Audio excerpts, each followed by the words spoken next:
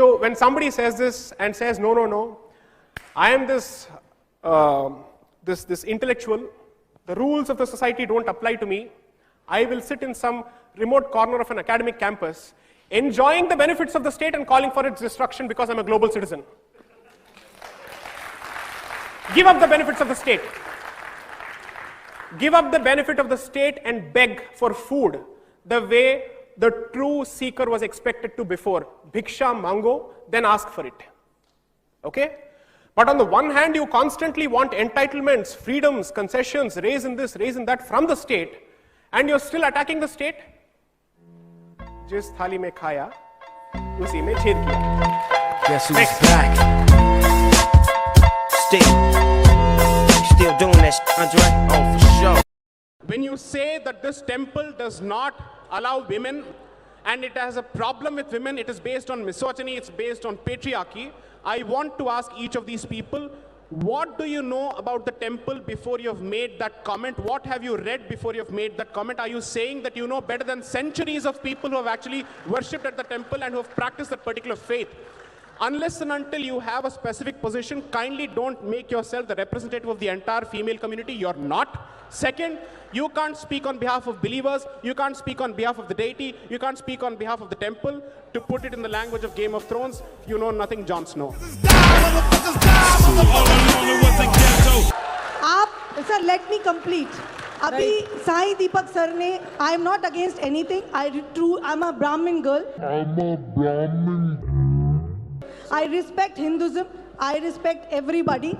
Mera sirf ek hi kehna hai. Got your question, ma'am. Please reply properly. Can I just request the lady to pay attention because I'm responding to your question, right? Okay. One, I don't see why you had to flaunt your Brahminical credentials because as long as you're a Hindu, there ends the matter. Okay? No. Let me respond. You're saying that you're aware of the traditions because you're a Brahmin. Trust me when I say this, but most non-Brahmins know traditions better than Brahmins today. Okay? Damn, it feels good to be a gangster. A real gangster-ass nigga plays his cards right. A real gangster. My point is, everything that relates to Islam necessarily comes from a book and commentaries which do not originate in India. Okay. Would that be a correct statement to make? You're absolutely wrong. Oh, please tell me. You don't know. Sahih al-Bukhari was authored in India. Do you know Fatwa Alamgiri?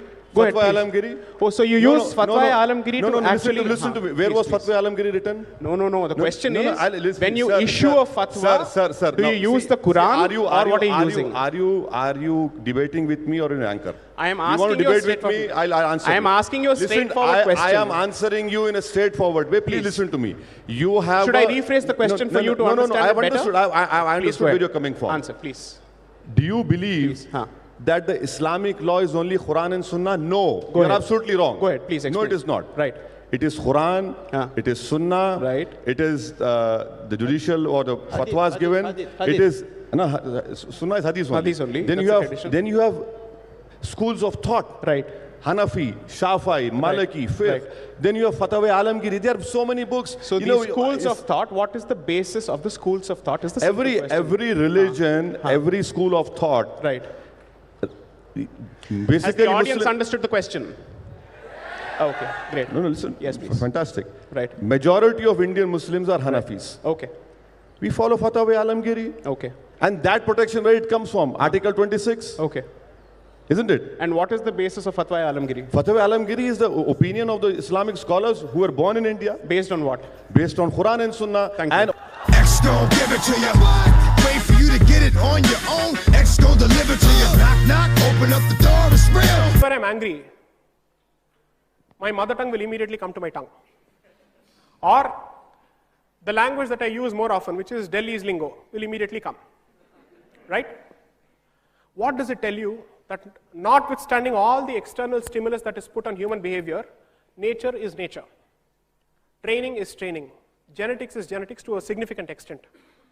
Conditioning and surroundings also have an impact on genetics, but it will automatically come to you, which means policies which are completely at loggerheads with the native pulse of this land will never find acceptance, and they will never be implemented. Let me give you a simple example. The state's role in alcohol production is a relatively new phenomenon. because traditionally almost every Indian home used to brew its own alcohol without any state interference. Ganja today has acquired a negative status. Just try and read the Indian Drug Hemp Commission report of 1893-1894 written by the British. They wanted to ask themselves, can we bring in a law to stop the consumption of this because it is an intoxicant? They arrived at the conclusion that this is so native to this country, it is so ingrained in its cultural practices, and it is nowhere comparable to alcohol or anything else, that let's not interfere with it. That was the Britishers' decision with respect to ganja. When was it banned in India for the first time? 1985, because of a global movement. And the global movement has come a full circle, where close to 36 states in America have legalized ganja.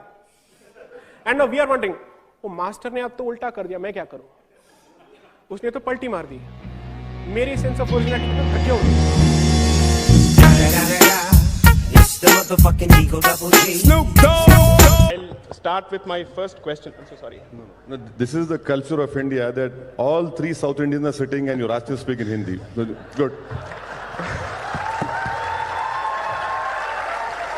Just a small correction, sir. I'm an Indian from the south, not a South Indian. Indian first topic. Good.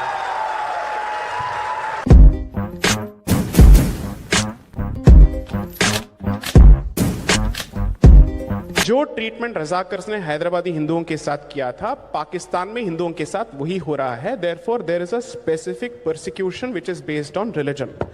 जब problem का basis ही religion है, तो solution का basis religion क्यों नहीं हो सकता? ये थोड़ा समझा दीजिए. इसलिए नहीं हो सकता, इसलिए नहीं हो सकता क्योंकि भारत का कोई रिलीजन नहीं है. अच्छा, उनका तो रिलीजन है. भारत का नहीं है. जो मर रहे हैं उनका तो रिलीजन है. भारत का रिलीजन नहीं है. आप मेरे को मालूम, आपको पाकिस्तान की बड़ी मोहब्बत है, मेरे को नहीं है पाकिस्तान से. सुनिए, आपको पाकिस्तान से बड़ी मोहब्बत है, अफगानिस्तान से है, आपको बांग्लादेश से. मुझे नहीं है सर. मुझे भारत से मतलब है और हमेशा रहेगा. रहा सवाल परसिक्यूशन का, आप परसिक्यूशन के ऊपर लेके आइए ना. कौन रोक रहा आपको? कौन रोक रहा आपको? तो let's ask ourselves this question. Recognize persecution but ignore the cause of the persecution is the solution. Persecution is persecution. Now, explain that to me. Listen to me. Please. अगर कोई हिंदू पाकिस्तान से आकर भारत में रिफ्यूजी बनता है, तो मुझे उसका गम नहीं है. रिफ्यूजी तभी बन सकता है जब वो परसिक्यूटेड है. सर, और मैं वकील हूं, वकील के तौर पे एक पॉइंट बोलने दीजिए. अच्छा, रूल्स में बताइए. अब ये CAA रूल्स में डिफाइन कर रहे, क्या परसिक्यूशन डिफाइन कर रहे? अगर वो रिलीजियस परसिक्यूशन हो चुका, डिफाइन ही नहीं कर रहे ना. आपने डॉक्यूमेंट्स देखे? आप मेरी बात सुनिए, मेरी एक बात सुनिए. पाकिस्तान से कोई हिंदू आता है, अफगानिस्तान से आता है, बांग्लादेश से आता है, कहीं से भी आता है. दीजिए, आप रिलीजन के ऊपर कानून क्यों बनाए? आप एक्सक्लूड क्यों कर रहे हैं? ये राइट टू इक्वालिटी के खिलाफ है. कोई अंतर करता है तो कानून अनकॉन्स्टिट्यूशनल है. एक मार रहा है और दूसरा मर रहा है. आपके हिसाब से कानून दोनों के बीच में अंतर नहीं कर सकता है. Thank you. I understand. That's your understanding of the constitution and I understand you're no more a lawyer, so I'm with you. Okay. So let's take. I'm laughing because my motherfucking life is a mess, but I've made it. And I wouldn't trade it, cause I stay faded. Fucking